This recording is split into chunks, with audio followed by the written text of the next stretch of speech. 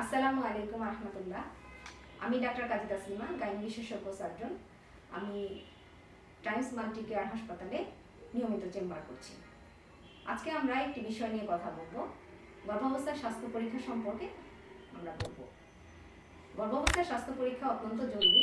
বিশ্ব স্বাস্থ্য সংস্থার মতে গর্ভাবস্থায় অন্তত পক্ষে 4 বার নিয়মিত স্বাস্থ্য পরীক্ষার প্রয়োজন, আর প্রয়োজন হলে এর চেয়ে বেশিও অনেক সময় দরকার হয়ে পড়ে।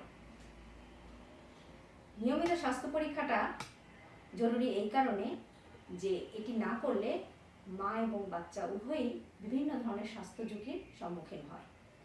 যেমন মায়ের উচ্চ রক্তচাপ হতে পারে, ডায়াবেটিস হতে পারে, খিঁচুনি হতে পারে, কিডনি রোগ হতে পারে, অথবা মা যদি কোনো দীর্ঘমেয়াদী ঔষধ সেবন করে তার পার্শ্ব প্রতিক্রিয়ায় বাচ্চা বিকলাঙ্গ হতে পারে, বা বাচ্চা অনেক সময় অপুষ্টিতে ভুগে রক্ত স্বল্পতা হয়, কম ওজনের বাচ্চা হয়, এমনকি অনেক সময় বাচ্চা মায়ের গর্ভে মারাও যেতে পারে। আবার বাচ্চা জন্মের পরে বাচ্চার শ্বাসকষ্ট হতে পারে, বা বাচ্চার শ্বাসকষ্টের কারণে বা অক্সিজেন কম পাওয়ার কারণে মারাও যেতে পারে।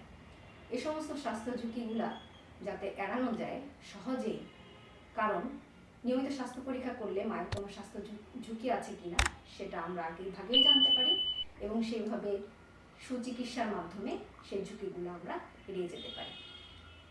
আপনাদেরকে অনেক ধন্যবাদ। নিয়মিত মায়ের স্বাস্থ্য পরীক্ষা করান। সুস্থ থাকেন, ভালো থাকেন। ধন্যবাদ।